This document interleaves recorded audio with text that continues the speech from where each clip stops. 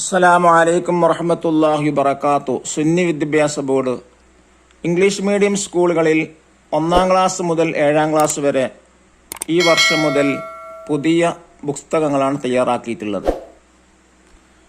അതിലിപ്പോൾ 7-ാം ക്ലാസ്സാണ് വായിക്കുന്നത്. 7-ാം ക്ലാസ്സിൽ 3 ടെക്സ്റ്റ് ബുക്കുകളാണ്. മൊത്തം അതിൻ്റെ വർക്കടക്കം മൊത്തം 6 ബുക്കാണ്.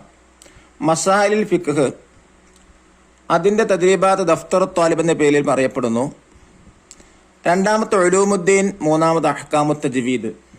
ഇതിൽ ഓരോന്നിനും ദഫ്തർ ത്വാലിബ് എന്ന പേരിൽ വർക്ക് ബുക്കുകളും തയ്യാറാക്കിയിട്ടുണ്ട്. ഈ ക്ലാസ്സിൽ വായിക്കുന്നത് മസായിൽ ഫിഖ് എന്ന കിതാബാണ് വായിക്കുന്നത്.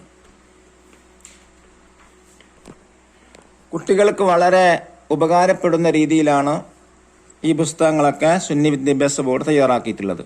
1-ാമത്തെ പാഠം വായിക്കുന്നത് ബിസ്മില്ലാഹിർ റഹ്മാനിർ റഹീം.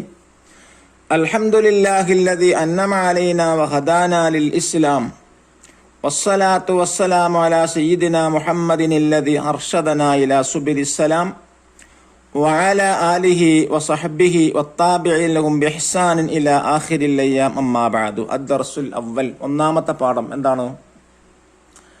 വഇൻ കുൻതും ജുനുബൻ ഫതഖറു. നിങ്ങൾക്ക് ജനാബത്തുണ്ടെങ്കിൽ നിങ്ങൾ ശുദ്ധീകരിക്കുക എന്നതാണ് പാഠം. ഇതിൽ വചനശുദ്ധി എന്ന് പറഞ്ഞാൽ സംസാരത്തിലുള്ള ശുദ്ധി, സംസാര ഭാഷയിലുള്ള ശുദ്ധിക്കാണ്.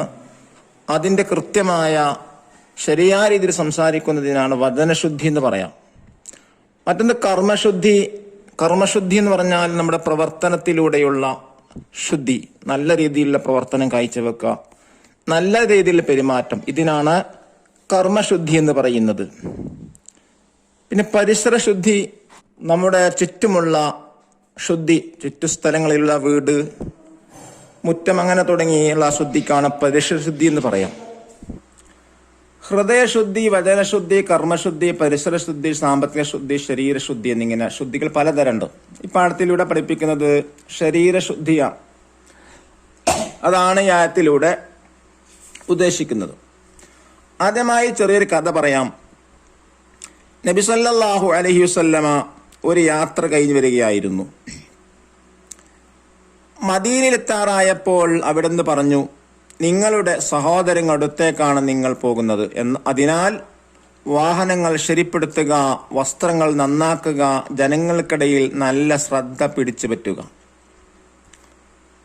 വൃത്തികേടും വൃത്തിയില്ലാതെ നടക്കുന്നതും അല്ലാഹു തആലക്ക് ഇഷ്ടമില്ല. ശുദ്ധി ഈമാനിന്റെ ഭാഗമാണ്. അല്ലാഹു തആല ശുദ്ധിയുള്ളവർ ഇഷ്ടപ്പെടുന്നു. അപ്പൊ ശുദ്ധിക്ക് വളരെയധികം പ്രാധാന്യം ഇസ്ലാം നൽകിയിട്ടുണ്ട്. ഈ നോക്ക് വായിക്കാം. ഹൃദയശുദ്ധി, വചനശുദ്ധി, കർമ്മശുദ്ധി, പരിസരശുദ്ധി, സാമ്പത്തിക ശുദ്ധി, ശരീരശുദ്ധി എന്നിങ്ങനെ ശുദ്ധികൾ പലതരമുണ്ട്.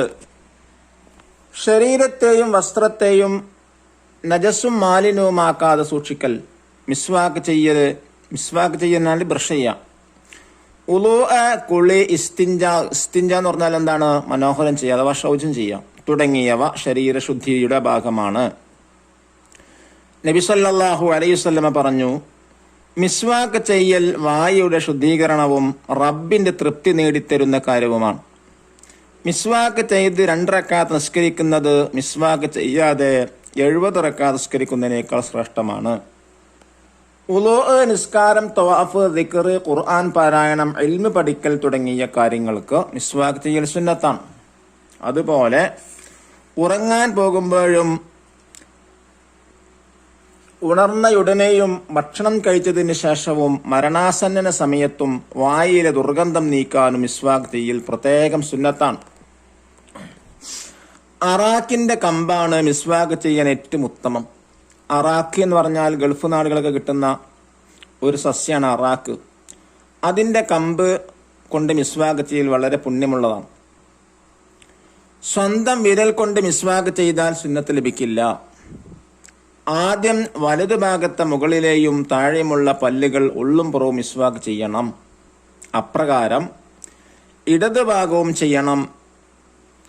നോമ്പുള്ളവൻ ഉച്ചക്ക് ശേഷം മിസ്വാക്ക് ചെയ്യൽ കറാഹത്താണ്. ഉളൂഉം കുളിയും ആന്തരികവും ബാഹ്യവുമായ ശരീര ശുദ്ധീകരണമാണ്.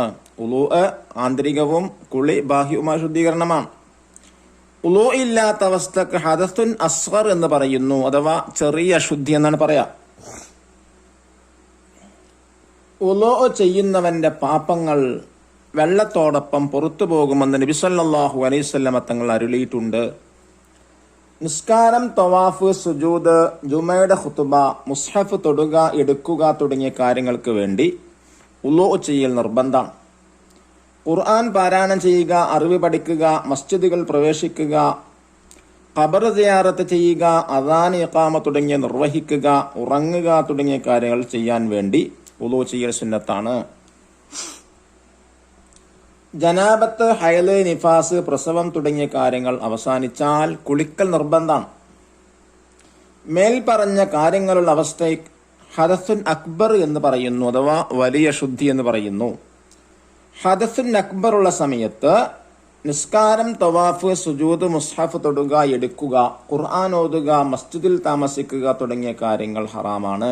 അതുപോലെ ജനാബത്തുള്ളവൻ ജുമയുടെ ഖുതുബ നിർവഹിക്കലും ഹറാമാണ്. ജുമാ നിസ്കാരം, പെരുന്നാൾ നിസ്കാരം, ഇഅ്തികാഫ്, അദാന്, മക്ക, മദീന ഹറമുകളിൽ പ്രവേശിക്കുക, മസ്ജിദിൽ പ്രവേശിക്കുക, നല്ല സദസ്സുകളിൽ പങ്കെടുക്കുക തുടങ്ങിയ കാര്യങ്ങൾ ചെയ്യാൻ വേണ്ടി കുളിക്കൽ സുന്നത്താണ്. ഈ പാഠത്തിലൂടെ ശരീരശുദ്ധിയെക്കുറിച്ചാണ് ഊന്നി പറയുന്നത്. അതാണ് അല്ലാഹു തആല പറഞ്ഞു, വൈൻ കുൻതും ജുനുബൻ ഫതഖറു, നിങ്ങൾക്ക് ജനാബത്തുണ്ടാകുകയാണെങ്കിൽ നിങ്ങൾ ശുദ്ധീകരിക്കുക, അഥവാ കുളിക്കുക. ഇവിടെ നോക്കൂ, വേർഡ് മീനിങ് കൊടുത്തിട്ടുണ്ട്. ഹദസുൻ അസ്ഗർ എന്ന് പറഞ്ഞാൽ മൈനർ റിച്വൽ ഇംപ്യൂരിറ്റി, അഥവാ ചെറിയ ശുദ്ധി. ഹദസുൻ അക്ബറിന്റെ മീനിങ് കൊടുത്തിട്ടുള്ളത് മേജർ റിച്വൽ ഇംപ്യൂരിറ്റി, വലിയ ശുദ്ധി. ആന്തരികം ഇന്റേണൽ, ബാഹ്യം എക്സ്റ്റേണൽ. ഇനി ഇതിന്റെ വർക്കുകൾ ദഫ്തർ താലിബ് നോക്കി തദ്രീബാത്തുകൾ ചെയ്യാനാണ്. ഇതിന്റെ തദ്രീബാത്തുകളൊക്കെ ദഫ്തർ താലിബിൽ ഇൻഷാ അല്ലാഹ് അതിന്റെ ഒരു വീഡിയോ ക്ലാസ് വിടുന്നതായിരിക്കും. അല്ലാഹു അനുഗ്രഹിക്കട്ടെ. അസ്സലാമു അലൈക്കും വറഹ്മത്തുള്ളാഹി വബറകാതുഹു.